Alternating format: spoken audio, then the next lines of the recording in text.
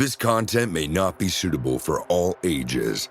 Listener discretion is advised. I pulled the truck through and hopped out to lock the gate behind me. Immediately, I felt as if I needed to get back into the truck as quick as possible. Look, lady, I'm a single mom. I have no man, no gun, and no place to hide. If he breaks this door down, what am I supposed to do? Throw this knife at him? Where are the effing cops? From Disturbed Media, join your host, Chad, for true tales of horror, bizarre happenings, and unexplainable events. This is Disturbed.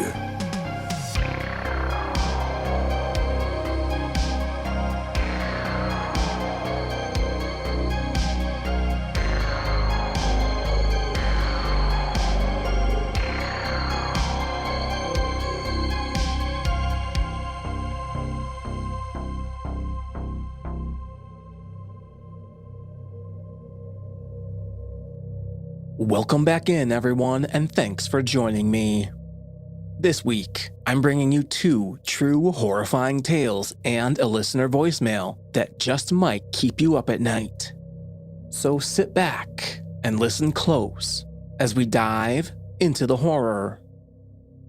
And a thanks to the folks over at Audible Blog for listing Disturbed in their article of the best horror podcast to binge listen for a scare. Now, I've linked the article in the show notes, so make sure you go check it out. Maybe you'll find another spooky podcast to binge. It is that time of year, after all. We open the show hearing from Reddit user DigTacBro, featuring voice work by Matt Bradford, and we spot the shadow in the tree line.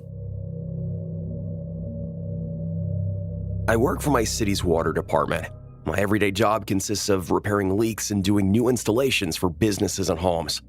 There are 2 parts to our water department that keep everything running: distribution, where I normally work, and production. Production deals with the chemical side of things. They chlorinate the water and do water sample checks. Production is also responsible for the upkeep of our water well sites and our water storage facilities, like the tall water towers you might have in your city. Mowing grass is one of those responsibilities.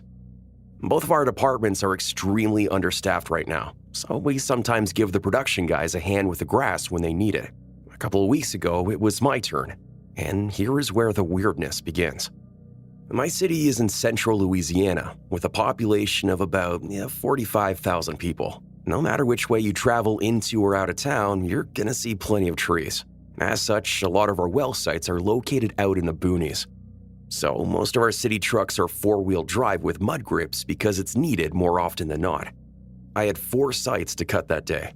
I headed out just before sunrise to the one at the end of a long dirt road, where if trouble strikes, your phone better be charged because no one is going to be able to hear you yell for help.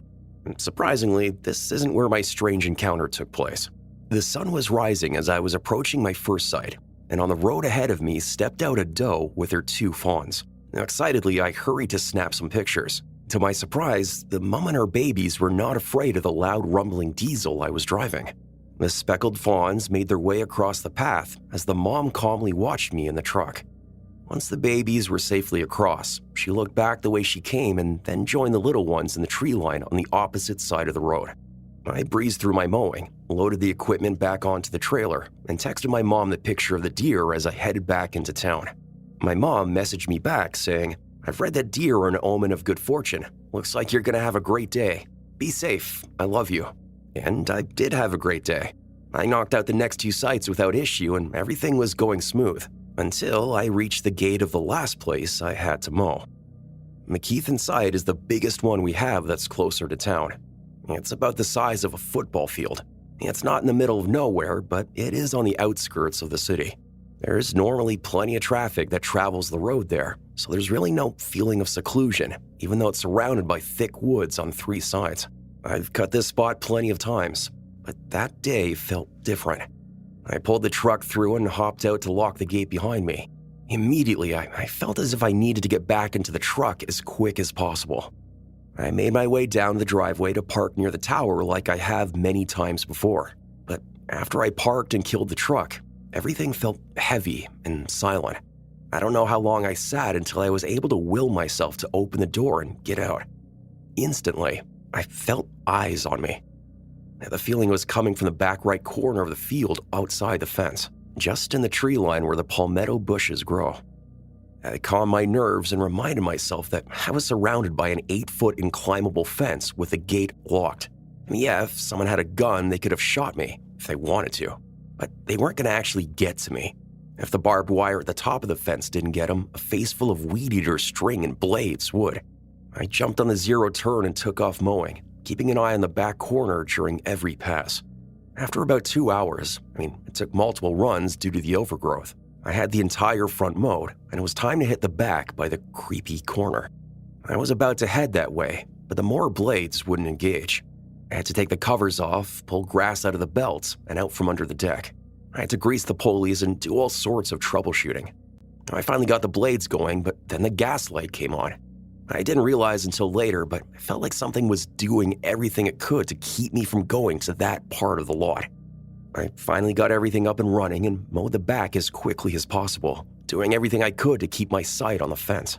I finally got done and loaded the mower. I still had to do a little bit of weed eating around that area, but when the weed eater wouldn't start, I knew it was time to go. I hadn't an issue with it all day, but that was the last hint that I needed to get out of there. Well, after pulling the gate and locking it behind me, I turned out onto the highway to head home, not before looking back at the corner one last time. And that's when I finally saw it. The unmistakable shadow of a figure standing in the palmettos. It wasn't trying to hide or make itself unseen. It was there. Being at a safe distance from it, I stopped and watched. It moved to the side as if it were bending to try to see me better at the road.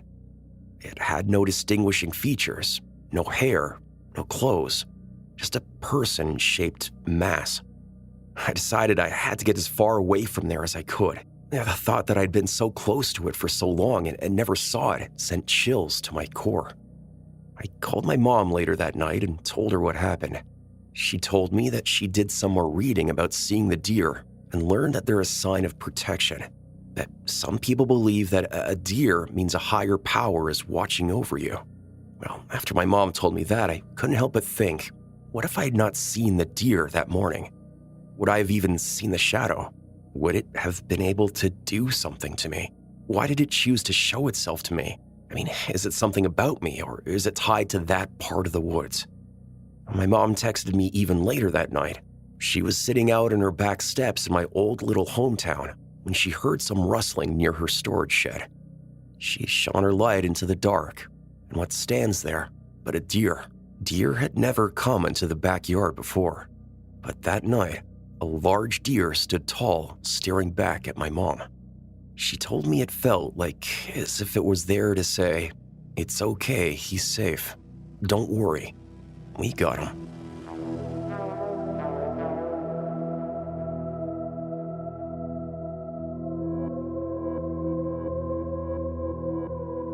Do you have your own terrifying encounter? Did something unexplained happen to you? Let us know and get featured on the podcast. Email mystory@disturbedpodcast.com. Next up, we have a listener voicemail from Trey, and he just might have something in his house. I am from West Virginia, and I recently just moved back here. I used to live here, grew up here, moved back here when I bought a business with my wife, and we moved into a rental home about 8 months ago. And I have 3 girls. My oldest girl at the time she was a little over 2, and she has never really had any experiences with anything paranormal up until this point. But we had, at this specific rental home, we had a very weird, eerie vibe. And it was very much just like a very down, dark feeling ever since we moved into this house. And it was hard to describe because I've never felt anything like it. So after a couple of nights of staying in the house, my 2.5-year-old kept saying that she was seeing weird shadows every night. And that's what she kept waking up, coming into our room every night. She had never done this before when we moved from the previous home. So we had to keep putting her back to bed. She would refuse to sleep in this room. And after a couple days, I was up in her room. This was in the middle of the day. She was standing on top of her diaper table where I was getting her dressed and stuff. And she points over at the open doorway where there was nothing there. I mean, at all. And she said, "Daddy, look, there's the shadow. There's the shadowy thing." And I looked over and there was absolutely nothing there. She was like, "You don't see it?" We actually ended up moving out of this house into our kind of forever home. And she had never had another instance of talking about shadows, seeing shadows, or anything. So I still think back about those couple months we spent in that house, and it still gives me the chills, that moment where she told me that it was, whatever it was standing there in the door. Anyway, that's my story. You guys are awesome. Keep doing great work, and I'll keep listening. Thank you.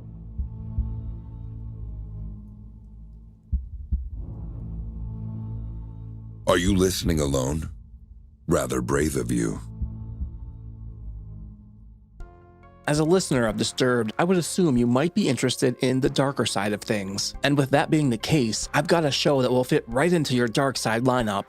30 Morbid Minutes is a podcast that explores morbid, macabre, and downright grisly topics, pulled from history and the headlines of today. And this podcast wouldn't be what it is without the two amazing ladies hosting, Elise Willems and Jessica Vasami. And I gotta say, it's their combination of humor and information that makes it one of my favorite podcasts. It's a lighter approach to some of life's darkest subject matter, things like the Victorian obsession with death and superstition, obituary bandits and grave robbing, the last meals of death row inmates. Pretty fascinating stuff. How about being buried alive? Absolute nightmare fuel. Death on cruise ships, the hidden killers of the Victorian era, and tons of other fascinating discussion. Now, just to give you a little taste, here's a short clip from the show. No, but that's so crazy. Yes, gas was truly a silent, invisible killer, but it could be very bombastic and deadly, especially in the kitchen. Yeah, these pre-gas stoves and chimneys, they had a release to release pressure and ventilation, but then new tech like radiators and these hot water sealer units, they had a ton of pressure buildup with very few options for release. And so if you had a faulty or a malfunctioning valve, it could cause a massive explosion. There's an unusually high amount of art on the internet of women flying through kitchens in the Victorian era, sent into the air by a gas explosion. I'm sorry, I'm laughing. There's so much of it. It's like, why is there so much of this? And my one request, we have some very, very kind and generous fans of the show that do fan art. Please draw Jessica and I flying through the air by a gas explosion. I beg you. I would love it. Honestly, it's pretty much one of my first listens each time a new episode drops. You can follow 30 Morbid Minutes now in your favorite podcast app. Now back to the deliciously frightful Disturbed Podcast with your host, Chad. And finally, we close out the show hearing from Reddit user Behold, I Do What I Do, featuring voice work by Tanya Eby. And we endure months of stalking.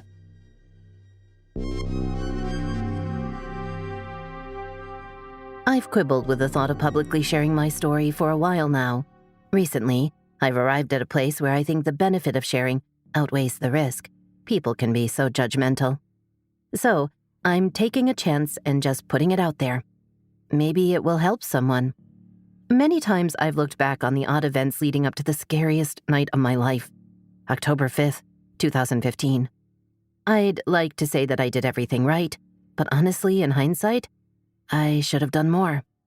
I am convinced that my son, who was 3.5 years old at the time, actually saved me from harm that night. I could have easily become another statistic in the crime database. Although my stalker did not hurt me physically, it took me months to get past the psychological damage. Here is my story. All names have been changed for obvious reasons. In May 2012, I temporarily exited the workforce following the birth of my son, Chris. He was born with a physical birth defect that would require multiple corrective surgeries during his first year of life. He was also born 2.5 months early, which had complicated things further, and ICUs are no fun.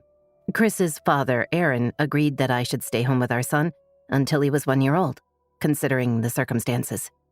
In May 2013, I felt comfortable enough to leave my son with a babysitter, so I went job hunting. I ended up being hired on the spot as a waitress at a small but very popular chain restaurant in my little town. Let's just say that this little diner is widely known for their waffles, and leave it at that. I was hired on to work second shift, the newbie shift, because it's not as busy. After 2 months, I had worked my way up to first shift. The breakfast shift is the moneymaker. By the summer of 2014, I had long built up a clientele of regular customers that enjoyed my service and tipped me well. Enough for me to have a little put back in savings, which came in handy when Aaron and I broke up. It was not an amicable split at first. I ended up moving out of our apartment with Chris and renting a small 2-bedroom trailer in the same town. It was mid-November of 2014 when I first met Ryan, the man who would later stalk me. It was an abnormally slow Saturday morning shift at the diner. 2 men, one late 40s, early 50s, the other maybe early 20s, walked into the diner together and sat down in my section. They were my only customers at the time, so when the older man of the two started making small talk, I had the time. The older man introduced himself to me as Ryan, and the younger man with him was his son. Right away, by his body language and tone, I could tell Ryan was being flirtatious with me. He even cracked a cliched joke saying, "There's no way you work here because you're too pretty, and you have all your teeth." Honestly, I wasn't super amused with that tired kind of humor. I had heard it 1,000,000 times over by then. And while Ryan was decent in the looks department, I'd even venture to say semi-attractive, I was a little annoyed with being casually hit on by him. I was 25 years old at the time, and much closer to his son's age. But nevertheless, I faked merriment because a happy customer equals a better tip. It's just part and parcel to the job. Suffice it to say, my fake laughing and smiling paid off, earning me a $10 tip on a $20 ticket. They were only there for 30 minutes, too. Not too bad, I thought to myself. The following weekend, Ryan came back to the diner. This time, and every subsequent time thereafter, he came alone. There was nothing unusual about this interaction than from the last. I took his order, we chit-chatted when I had time, I kept his coffee refilled, and that was it. But apparently, he enjoyed his experience because again, he left me a nice $12 tip on an $8 ticket. Ryan began visiting the diner every weekend from then on up until the end of December. By then, he had started coming 2 to 3 times per week, and at this point, he really started showing an interest in getting to know me. Now, that's not something unusual per se. I had some other regulars that I actually developed friendships with, some even getting me Christmas gifts and such. So I did tell him things about myself in casual conversation during his visits. Just normal things that normal people talk about. One of the things I eventually told him about was the medical miracle that is my son. I even bragged about the fantastic job his doctors did, showing him the before and after photos of his surgeries. Over those past several weeks, Ryan's attitude toward me had changed. He was no longer this annoying, flirty, middle-aged guy, but rather a seemingly caring person. Maybe I was naive, but I genuinely appreciated his kindness, and I did not interpret it as a romantic gesture at all. Ryan continued coming by on my shifts for breakfast 3 times a week. February 2015 is when the first strange event occurred, which was soon followed by a string of more. It was a Tuesday afternoon. I had picked Chris up from the babysitter and was heading home from work. Now, where I lived was on a small uphill dead-end road. As you pulled onto my road from the main highway, you could easily see my trailer on the right side at the top of the hill. It was positioned perpendicular to the road, and the backside of it is visible as you drive up the road. As I eased my way up the hill, something immediately caught my eye. I could clearly tell my back door was open. I put the brakes on immediately and tried to figure out what to do. I literally never touched or unlocked that door, much less opened it, so I knew something was off. A door is not going to unlock and open all by itself. I ended up parking my car off to the side of the road and calling Aaron. At this point, we were on good terms and co-parenting our son very well. Aaron came straight over and checked out my trailer while I remained back in my vehicle with Chris. About 5 minutes after entering, he called me and told me it was all clear.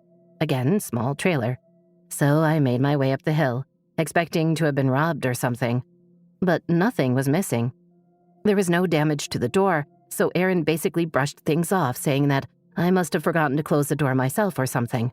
I knew better, but since there was no sign of a B&E, I let it go. 2 days later, on Thursday, I come home from work and the same thing. My back door is wide open. At this point, I know I'm not crazy. I know I had locked that damn door. It didn't have a deadbolt, by the way. It just had a lock on the doorknob that you turn. I had even tested it out that morning before work to make sure it was locked. So I called Aaron again. I stayed parked with Chris on the side of the road while he did a quick pass through my trailer. And again, nothing out of the ordinary except my open back door. A quick inventory showed that nothing was missing. I was nervous at this point, thinking that someone had broken in twice, and Aaron disagreed. He attributed this problem to a faulty doorknob lock, which made no sense to me. He then went to Lowe's and purchased a type of heavy-duty swivel lock to install on the door that locked from the inside of my home. He wanted to put my mind at ease, at least. So while he installed the lock, I combed through my house. I mean, I literally spent hours after Aaron left inspecting every nook and cranny of my trailer, the outlets, my shower head, vents, my panty drawer, etc. I thought that maybe some freak had broken in and planted secret cameras since they didn't take anything. I didn't find anything amiss, so I begrudgingly let it go. 2 days after that, so on Saturday afternoon, I'm off work, heading uphill on the road toward my driveway. My son is spending the weekend with his dad, so I have the house to myself that evening. A wave of relief washes over me as I see that my back door is still closed. Now, I don't know why I decided to do this, but something compelled me to actually inspect the door up close. I needed to also make sure it wasn't tampered with. To my horror, I discovered that it had. There were pry marks along the edge of the door jamb. I immediately went inside and unlocked the door so I could open it and inspect further. The edge of the door was bent to hell and back on the inside, where the doorknob met the jamb. That damage wasn't there 2 days ago when Aaron installed that new lock. I deduced that someone had probably been using the credit card trick or something similar to easily break into that door, since the way it locked was by the knob. And when they figured out that would no longer work, they tried to pry it open, not knowing that a new lock was on the other side of the door. I'm thankful that lock held. At this point, I called the police and made a report. They basically told me there wasn't much they could do in this instance other than document the incident. They told me to call them if anything else happened. Needless to say, that wasn't satisfactory to me, but I didn't know what else to do. I didn't feel comfortable sleeping at home that night, so I ended up making the hour drive to my parents' house and crashing there. Nothing else happened for a little while. By March, I had been able to put February's events behind me and feel secure in my home again. I was working and going about life as usual. At this point, Ryan had begun visiting the diner 5 days a week. Oddly enough, he was there each shift that I worked. It became a running joke with the other waitresses, and in fun they teased me about having a stalker. I would soon find out just how true that actually was, because in April, things got weird. I came home from work one day to find my grass had been mowed. Now, I usually paid a neighbor to do it for me since I didn't have a lawnmower. My yard was small, but maintaining it was a requirement of my lease agreement. My neighbor didn't charge much to mow it, and he needed the extra cash, so it was a win-win. I knew I hadn't asked my neighbor to mow recently, so I thought it was strange. I asked him if he went ahead and decided to do it anyway, and he said that he hadn't. So then I called my landlord and asked her if she had mowed my grass for some reason. The lease said if it reaches a certain height, then she would mow it and charge me for it. I knew my grass hadn't been high enough to warrant that, but it was the only plausible explanation. Of course, she said no. She hadn't mowed my grass. I was stumped. I then assumed that an anonymous neighbor must have mowed my grass out of the goodness of their heart. You know, like a pay-it-forward kind of thing. I mean, what else was I to think? All throughout April and the beginning of May, my grass was being anonymously mowed once per week. I know it sounds strange hearing it, but at the time, I genuinely thought a neighbor was just doing neighborly things, and I didn't want to be recognized for it. On May 5th, 2015, Aaron and I decided to take Chris to the zoo. When we get back from the zoo late that afternoon, we discovered that my front door was cracked open. Now, my front door did have a deadbolt, but I must have forgotten to lock it. How freaking stupid of me. You can imagine how upset I was due to my back door being tampered with multiple times back in February. I just didn't understand why this was happening again. Like all the other times, nothing was taken. My belongings seemed untouched. Yes, I was feeling targeted, but I didn't call the police because I felt like I technically had nothing to report. There was nothing stolen or vandalized, just an open front door, so I let it go again. 2 days later, I would discover the depth of things. May 7th, 2015. It was one of my rare off days. I was at home relaxing when the diner called me. I answered, thinking maybe my boss wanted me to come in to work. It wasn't my boss, but my coworker, Celia. She stated that someone named Mary called the diner asking to speak to me. Mary had asked for me by name. Since I wasn't at work that day, Mary left her phone number and requested that I call her as soon as possible. I thanked Celia for relaying the message and ended the call, perplexed. I didn't know who Mary was, but out of curiosity, I gave her a call. Mary ended up being Ryan's estranged wife. I didn't even know he was married. She informed me that Ryan had a nervous breakdown while they were arguing earlier. He started raving like a wild man about how my name is a better girlfriend than she is a wife. He told her that we were in love, and that he had been taking care of me and my Down syndrome son for months. My son doesn't even have Down syndrome, by the way. My son is not mentally impaired. She initially thought that it was all just crazy talk, considering his mental state. He mentioned where I worked. He said we were going to get married.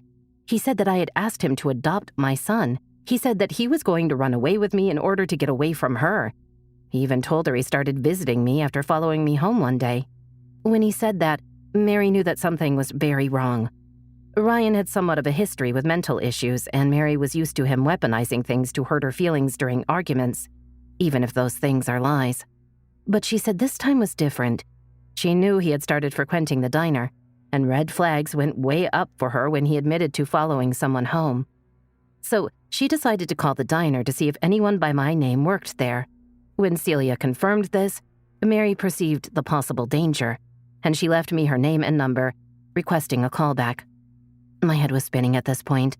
While things were finally starting to make sense, I was still gobsmacked. At one point in the conversation, Mary mentioned my grass being mowed. Yes, Ryan even flaunted the yard work he did for me in her face. It was all very strange and very surreal. Basically, Ryan had been obsessing over me for months.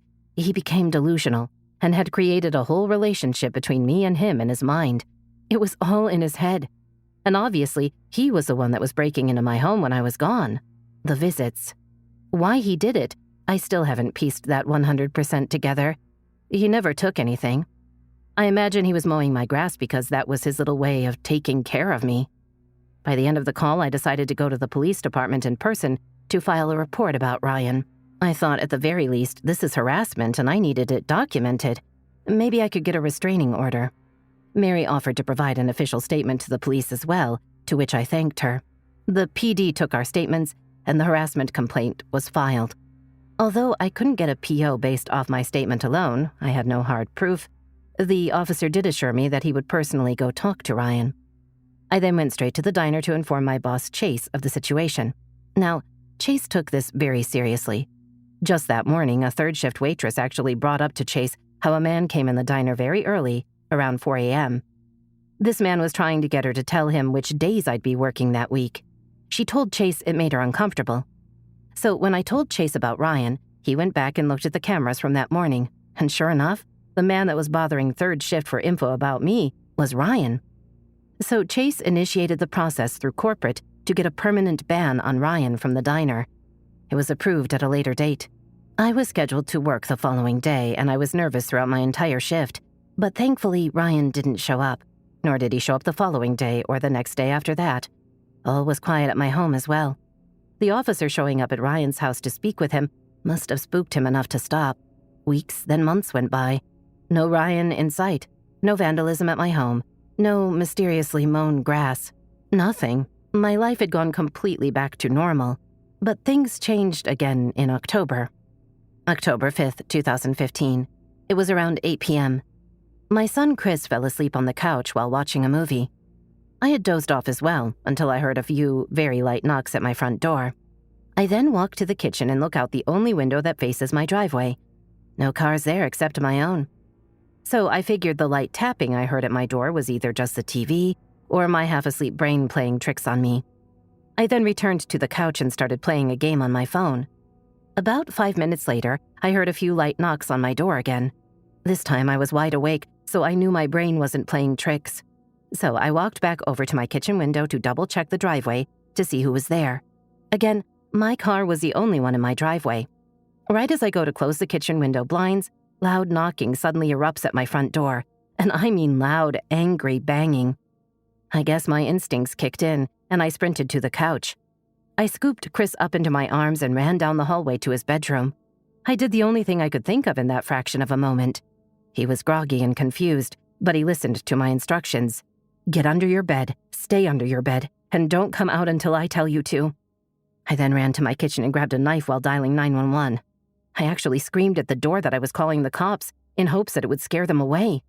I positioned myself at the end of the hallway, which connects my son's room to the living room. This way I'd have a clear view of both the front door in front of me and my son's bedroom doorway behind me. As the operator picked up my call, the banging on my front door was getting even louder. 911 said she was dispatching police right away. She instructed me to stay on the line until they arrived. About 12 minutes into the call, the banging got more violent, rattling pictures off the wall. I thought for sure that they would break my door down at any moment. 911 asked me where I was located in the home, and I told her. She asked me if I could hide somewhere. She told me not to put myself in danger. In that tiny moment, I felt enraged. Hell no, I'm not going to hide. I'm not taking my eyes off my son's bedroom under any circumstance. Where are the cops? And besides, I lived in a small trailer, and the only hiding place for an adult is in my bedroom closet. I'd be easily found. So I just erupted over the phone. Look, lady, I'm a single mom. I have no man, no gun, and no place to hide. If he breaks this door down, what am I supposed to do? Throw this knife at him? Where are the effing cops? She assured me again that the cops were on their way and to stay on the line. More banging, but this time it moved to the actual side of the trailer. It sounded like they were taking a baseball bat and beating against the outside of the trailer. At that moment, Chris started shrieking. I ran the few steps over into his room to check on him. The loud commotion had just pushed his fear gauge over the edge. He was screaming/crying incessantly under his bed. I quickly ascertained that he was physically okay, and I returned back to the end of the hallway to check on the front door. As I was explaining to 911 that my son was okay, just scared, I noticed that the banging had suddenly stopped. I waited another minute or so, trying to listen out for any sign of further escalation, like window breaking. All I could hear were sobs coming from my son's room. All in all, it took the cops 23 minutes to arrive. By then, the perp was long gone. For reference, I live about 10 minutes away from the police station. 911 even called it in as an active home invasion. I was livid about the response time. My front door was made out of some type of metal, just a cheap generic trailer door. It was now covered in dents. There were noticeable scratch marks on the lock. Failed attempt at picking the deadbolt. The siding on the trailer was damaged where the perp had hit it with something. Given the history, I immediately suspected Ryan was the perp. The police said since I didn't actually see the person, then they couldn't arrest him without an eyewitness. The most they could do was make a report. They did end up canvassing the immediate area in case he was on foot, since I didn't see a vehicle in my driveway prior to this happening. However, there was no sign of him or anyone around and about. I deduced that he probably had parked nearby out of sight. That way his vehicle wouldn't be spotted or recognized at my home. My home was situated next to a thin patch of woods that has public access roads on the other side. I also am absolutely convinced that Ryan had nefarious plans for me that evening. But when he discovered my son was at home with me, via his terrified shrieking, he bailed. He stopped trying to break into my home the moment my son, inadvertently, made his presence known. For whatever reason, Ryan always lit up when I talked about my son. He used to initiate conversations about Chris just to watch me dote over him. Looking back, I guess it was his morbid way of bonding with my child. And I think in his own warped way, he grew to care about him. So when he heard Chris scream, he decided to not follow through with whatever his plan was for me. I ended up taking a few days off of work because I was so shaken up. I stayed at my parents' house during that time because I was afraid to go home. My landlord had the damaged door replaced while I was gone. Realizing that I had a job and a life and that I couldn't stay gone forever, I knew that I had to go home. So I got a gun, a small caliber revolver, but it would do the job. And then I went home. I lived in that trailer for another 4 months before I saved up enough money to move. It was totally peaceful during those months, with no further events or altercations. But I just couldn't stand being there anymore. Since then, I have changed jobs, met someone special, gotten engaged, bought a house, and got a dog. No further sign of Ryan anywhere during any of these life changes. It's been nearly 7 years since any sign of him. Ryan seems to have disappeared out of my life in the same manner he first appeared, out of nowhere. And I couldn't be happier that he's gone. Hopefully, it stays that way.